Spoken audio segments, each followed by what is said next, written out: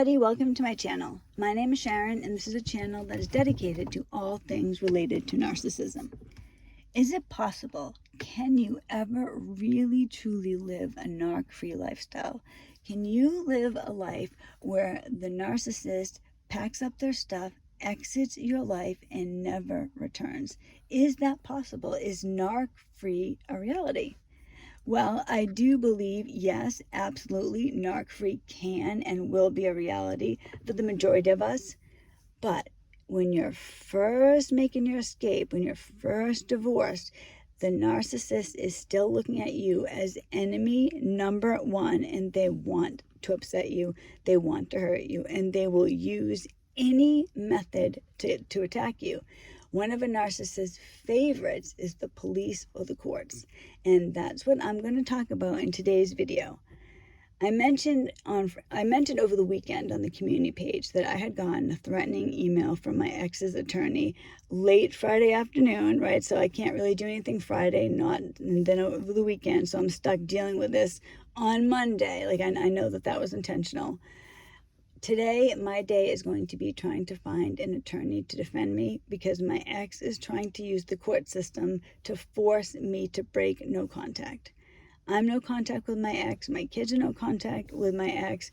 That works fantastic for us. That was something that we decided together and individually. But that works great for us. That's important for what I'm going to say in this video, though.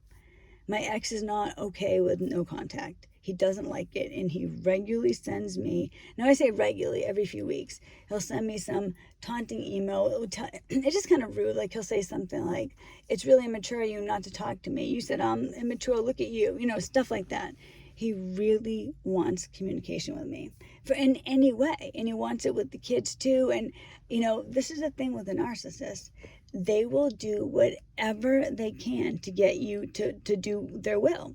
If he wants to talk to me, if he wants to know what's going on, he'll force me, is how he's looking at it. So he has a new way to try to force me. He's going to take me to court if I don't satisfy these items that he wants at his satisfaction.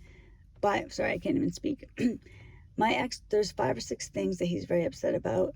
He wants them all resolved to his satisfaction by July 21st, or he's going to sue me for contempt of court. So he's going to take me to court and bother me in that way. He has nothing to lose. For him, it doesn't matter. He's doing this to upset me. If I have to leave Ohio and go testify in New Hampshire, if I have to pay that money for an attorney and he wants me to pay for his attorney too, that would be great for him. He doesn't have a life to live. He's not trying to raise a family. He's not trying to nurture a relationship. He's not trying to go to work and take care of animals. Like for him, he doesn't have to do any of that. The lifestyle that he lives is a life where he's complete. There's nothing for him to do.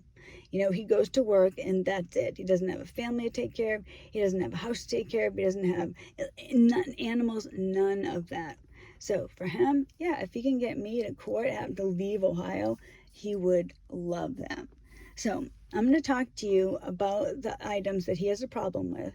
I'm going to tell you what's really going on, and I would be so grateful if you could leave me a comment and tell me what you think I should do. I feel like I'm going to be stuck hiring an attorney. I just don't know, because I got divorced in New Hampshire, if I have to use a lawyer based in New Hampshire, or if I can have one from Ohio where I'm at now.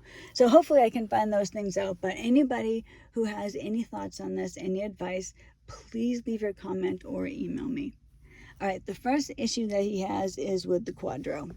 Now, for those of you that don't know what that is when I'm not sure if the quadro is the name of the attorney or what it is, but it has to do with splitting up a 401k. So my ex and I have a 401k that needs to be split up. Now, as it happens, this past week, about a week before I got this email from my ex's attorney, Joe and I had decided that we're not going to have anything to do with my divorce attorney, because some of you may remember she was horrible. She just wasn't getting anything done. I want to split that 401k apparently just like my ex does. And so we were in the process I'm actually in the process of playing phone tag with an attorney to try to figure out how we can get that going. We need to hire a neutral attorney. I'm all for it. I'm not against it. I want to do this. I never get information. I just get these snippy little things. Like my ex will probably say, well, you would have known that if you had communicated with me. I just want to talk to you for 5 minutes, that type of thing. But yeah, nobody had given me information on the 401k. I had asked my attorney since January 4 or 5 times, and she just kept telling me, oh yeah, she's gonna look into it, and she didn't. And I was so stressed out with other stuff like the house, and my car lease was going up, and there was just so many things that to add that on was one more thing. I didn't want to add it on, but we had started to do that just a couple of days before, so it's kind of weird. We had already decided that. So my ex is blaming me for this. I want this dealt with as well. No one said anything to me. I would have paid for this months ago. I want the 401k separated. All right, the next thing my ex is saying is that I am keeping the contact information for our son away from him. Now, my ex does not have a relationship with his son. He hasn't seen him in over 3 years. He gave me sole decision making. He acknowledged in the divorce papers, it says, father acknowledges he has no relationship with son. Said something like he'd like to communicate with him weekly via email, so that was fine. So every week, my ex, and he does this on Mondays, is he sends my son an email. Now, my son is not required to respond to this. My son doesn't have to do anything, and he doesn't. However, recently, maybe 3 months ago or so, my ex, now if there's a problem, my ex will immediately come right to me. So he emailed our son, and the email got kicked back to him. So he was very upset about this, demanding to know what his email address is. So I talked to my son, and what happened was his storage was full. So he needed to clear that out. He cleared it out. There would be no more times where my ex would have an email sent back to him. I didn't reply to him. The problem was resolved. If he sent him another email, he would have known it went through. So he's saying, I'm not giving him proper email. He has the proper email information. Now, the other thing my ex has is, now this was a little bit annoying to me. For insurance, my ex pays for the kids' health insurance. I have to pay my own health insurance. So essentially, I have to mail him a check for $157 every month, which I've done every month. This last time, and it's kind of weird. I actually have a picture of this, you guys. I was picking Paris up from work, and I had the envelope to my ex in my purse, and my dog was right next to it. So this was on the 27th to the 28th of May, and I happened to take a picture of the dog. She looks so cute curled around my purse that you can see the envelope to my ex in it with his name on it and everything.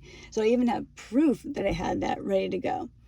My ex, now usually to get something from Ohio to New Hampshire, it takes like 2 days. Well, I mailed that later. It was later in the month. It was 27th, 28th. He still should have gotten it by July 1st, but he didn't. I got an email from my ex. Guys, it was like at 2:13 p.m. on July 1st. I know my ex had just checked the mailbox. Now it was officially late. He didn't get that check. So I get this thing in the mail. Sharon, I didn't get that check. I'm expecting that check or something like that. So I knew I mailed it. I expected he would have gotten it like that Monday or Tuesday. And no, I didn't check my bank account to see if he had cashed that. I didn't do that. But I didn't hear from my ex again, so I just assumed. Because I was thinking he would email me every single day. Like, I didn't get that check, I didn't get that check, I didn't get that check.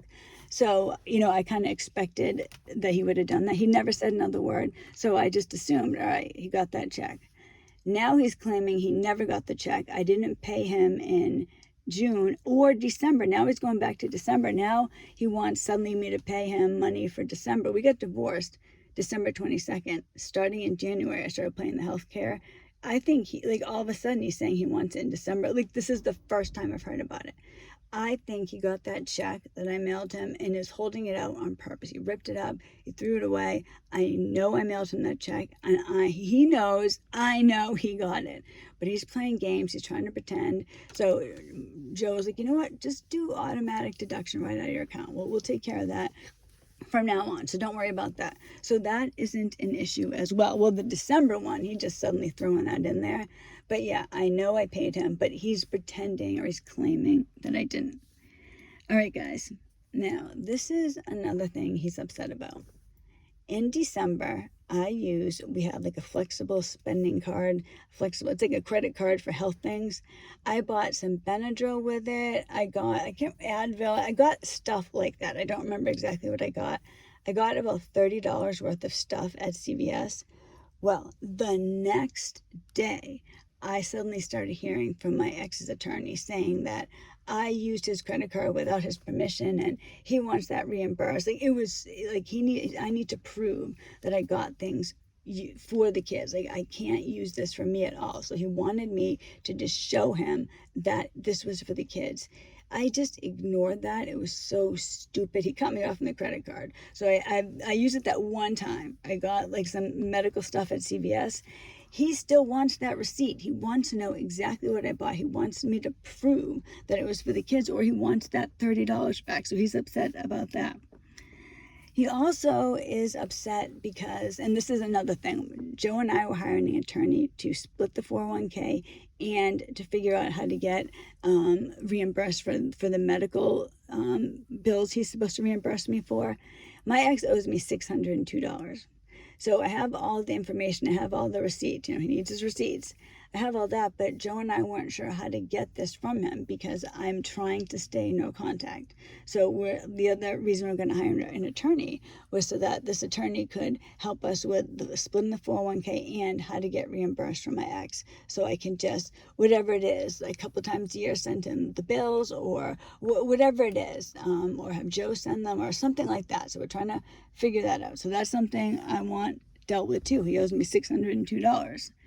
All right, and you guys, the other one is Citizens Bank. All right, now, my ex and I had a joint checking account at Citizens Bank.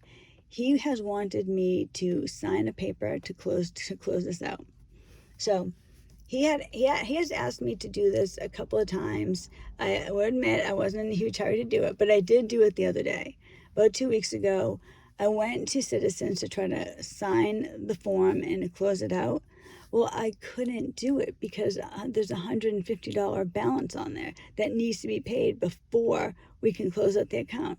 So my ex wants me to pay. Now, I hadn't heard anything about this $150 at all. Nothing. It wasn't until I went down there. Nobody said anything to me. So it wasn't like I knew this going in. So when I went down to the bank, I told them, no, I'm not going to sign this. I'm not going to pay $150. Well, in the email that my ex sent to his attorney, he talks about that $150. So it was never mentioned to me before. He wants $75 of that. He wants me to pay $75 to close that stupid account. And Joe was like, screw that. He's like, no, like, this is the thing with my ex. All he cares about is money. I think he would sue me for $1.25. All he wants to do is have me pay him, and that's the solace that he has, I guess. He wants to take money from a single mom who's raising his kids. This is ridiculous. These issues that are on here, there are no issues. I have no issues with any of this stuff. I want my $602. I want the 401k split. I know I mailed him that $157. Like I said, I even have a picture of my purse with the envelope sticking out of it.